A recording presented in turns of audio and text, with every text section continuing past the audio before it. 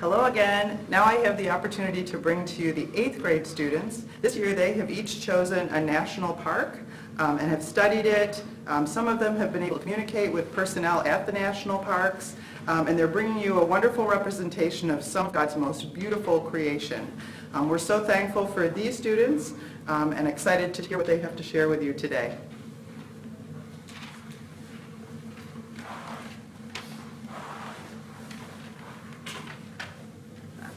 I'm Connor Brooks, and I researched Guadalupe Mountains National Park. Did you know that the highest place in Texas is found here? This national park is best known for the mountains and canyons and the trails that can go on them. People who come here hike, camp, or bird watch because birds can be found mid-migration in fall and spring here, so you can find a wide variety of them. Mule deer and mountain lions are common here. And mule deer are found during the day and mountain lions during the night. This park used to be inhabited by Apache Indians, who were a nomadic Indian tribe who got driven out at the end of the Civil War when the United States was expanding westward. Nothing was on this land until Wallace Pratt bought most of it and donated it to the National Park Service, turned it into a national park. If you want to learn more about this national park, you can go to the National Park Service website, or you can ask me. Thank you.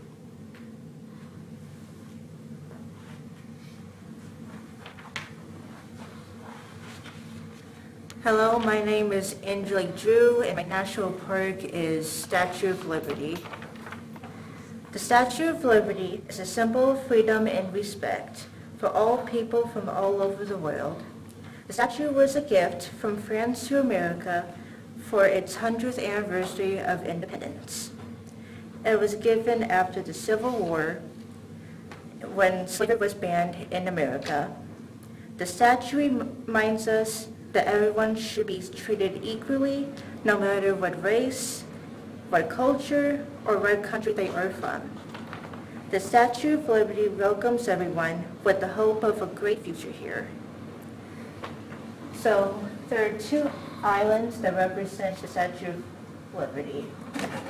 The first one is Liberty Island, is where the statue is placed. It represents how many immigrants actually came to this island, and there's lots of wildlife.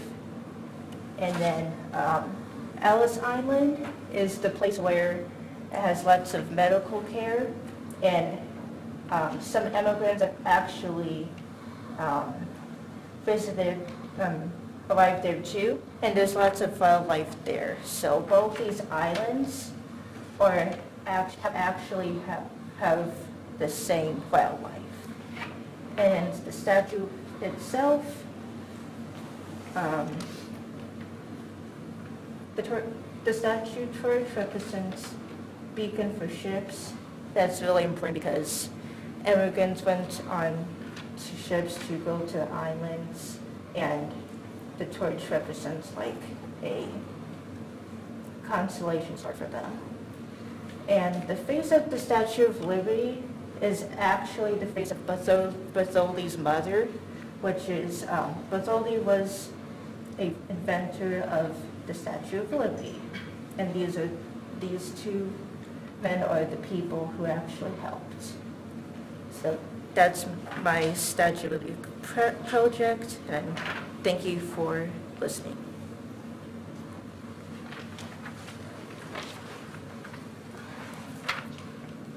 Hi, my name is Izzy Giza. I did research on the Badlands National Park. Did you know the park has over 200,000 acres of land? The Badlands is located in Rapid City, South Dakota. It has many animals like the prairie dog and the bison. The bison is one of the most common animals. It's like super furry, and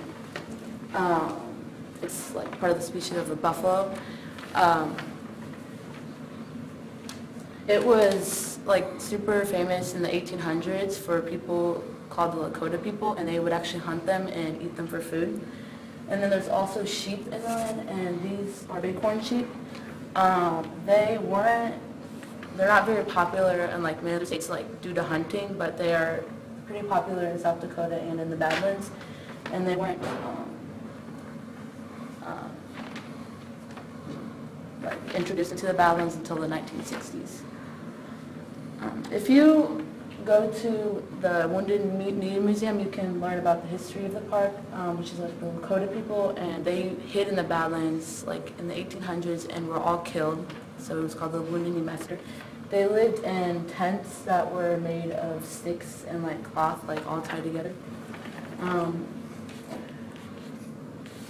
As you can see here, there's some like, fossils, and when you visit, if you are biking or hiking around the paths, if you see any, you can tell it's staff, and you may find a fossil that no one has ever seen or the staff has never seen. In the spring, when the weather is like 70 degrees, it rains like up to 20 inches, so they get a lot of flash flooding during that time, and there's a lot of like trees and bushes around like the edges of like the creeks. And so if you have any questions, you can ask me or you can visit the mps.gov website. Thank you.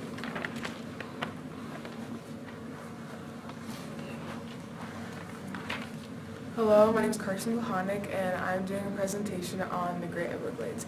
The Everglades are located in Florida and are known for their beautiful lakes and wildlife. The Everglades dates back all the way to the Cold War, when the Everglades land was used as a military base and was slammed off of it. For the Everglades to qualify as a national park, it had to be donated over $1 million for land. And the current president at the time, who was Harry Truman, donated a very large amount to the Everglades for it to become a national park. The Everglades is a very important national park because it protects over 20% of the original glades of Florida, which is what makes it so important. And one of the most common animals in Florida, or the Everglades, are birds, and the most common is the woodstock, which kind of just roams around the lakes. And in Florida, mostly the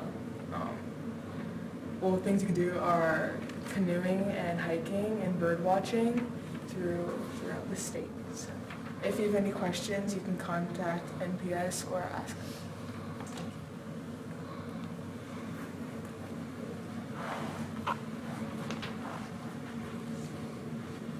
Hi, my name is Caitlin Jacob, and I have been doing some research on Dry Tortugas National Park.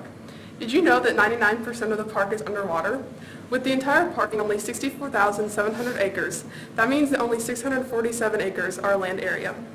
The park is located in the Gulf of Mexico, just off of Key West, Florida, and it was designated a national park in October of 1992. While on your visit, you can do many things, including touring the historic Fort Jefferson, camping, snorkeling, and you can do lots of other things as well. Should you choose to visit there, you will experience the peaceful atmosphere and the sounds of the waves crashing on the shore of the sandy beaches. One interesting fact that I've learned is that the word dry was added to the name because of the lack of fresh water in the area, which I have highlighted here on my paper, on my poster. And on another fun fact is that Dry Tortugas is actually the 6th least visited national park. And on this side of my poster board, I have the history of the park. So it was discovered by Juan Ponce de Leon in 1513. And while he was here, he saw a lot of wildlife, which is why he named the park Las Islas de Tortugas, meaning the islands of the turtles. And then here I just have some history on Fort Jefferson, which was originally used as a prison during the Civil War just because it couldn't be used for its original purpose because of advancements in military equipment. And then this is just some information on one of its famous prisoners. His name is Dr. Samuel Mudd, who helped with the yellow fever epidemic that broke out while he was staying there. And then on this side of my poster, I have some activities you can do. So like I mentioned, you can go camping, you can go swimming or scuba diving. And then there's also a research national area which is used to preserve the underwater life in the park, so there's no fishing allowed in that area. And then just in the middle I have some pictures. So this is a picture of one of the animals at the park. They're nurse sharks, but they're very lazy, so they probably won't bother you. And this is just a picture of Garden Key, which is one of the 7 islands in the park. And this is a picture of just the map of the park. And so if you have any more questions or you'd like to learn more, you can visit the nps.gov website or you can contact me. Thank you.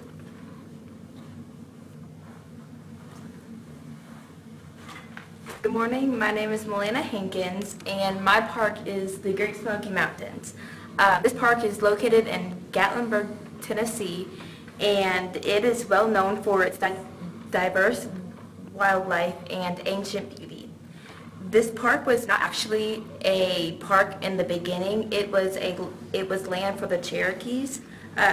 President Calvin Coolidge signed a bill so that it could become a park, to where it was established in 1934, and the land of the actual park is over 200 million years old. Some of the activities that you are able to do there are climbing the Clingman's Dome, which is a very popular activity for professional skiers and cross-country skiers. Another popular activity is doing the Appalachian Trail. This trail is over 720 feet long, and it can take almost a whole day to do it. This trail or the weather there while you are doing it can be very, it's usually always changing. It's usually very rainy though, so you need to be prepared for anything. And then on top of the mountains, the weather is usually very cold, so yet again you need to be prepared for anything. And then Cades Cove is a very popular campsite. It is very historic to the park because it wasn't always a campsite. It was yet again a land for the Cherokees, and there is the only working grist mill that is in the park. If you would like to learn more about the Great Smoky Mountains, you can go to the nps.gov website. So one fact that I found out that Dolly Parton actually grew up very, very close to the Great Smoky Mountains, and she's been an idol of mine ever since I was little. And then also the rain there is very acidic because it has sulfur and nitrogen in it, so it's not like normal rain. Thank you.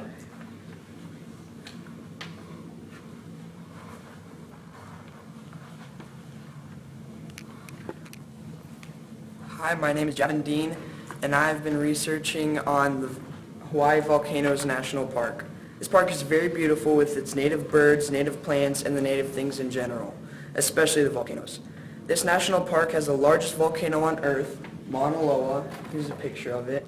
And it has the most active volcano, Kilauea. One time, Kilauea erupted for a whole month and closed the park for 134 days. Most of its birds are very colorful, and it has a lot of them. From the tiny apapani bird, right here, that eats out of flowers, to the national bird called the nene, also called the Hawaiian goose. You may think of this as some fairy tale place from a book, but no, you can visit it. It is located on the Big Island of Hawaii, 540 square miles, with its very nice lodges, zip lines, and beautiful scenery to enjoy. Here is a picture of Kilauea, the most active volcano on Earth, and here's a picture of Mauna Loa, the largest volcano on Earth. You can hike up Mauna Loa, but they don't let you go all the way up. Here's one of the huts that you can stay at on your way up to the top of Mauna Loa, and they can only house up to 4 people, so you can't hike up there with any more people than that. Here's the apapani bird, one of the smallest birds on Hawaii that eats out of flowers. And here's a poison dart frog that will shoot its saliva at you and poison you. Here's a picture of the koa tree. It has very dark wood and is good for construction because it's so durable. And here is a papier-mâché sort of thing that I made to represent Kilauea erupting over the island. Thank you. You can, if you have any other If you want to know any other information, you can contact me or go to the mps.gov website.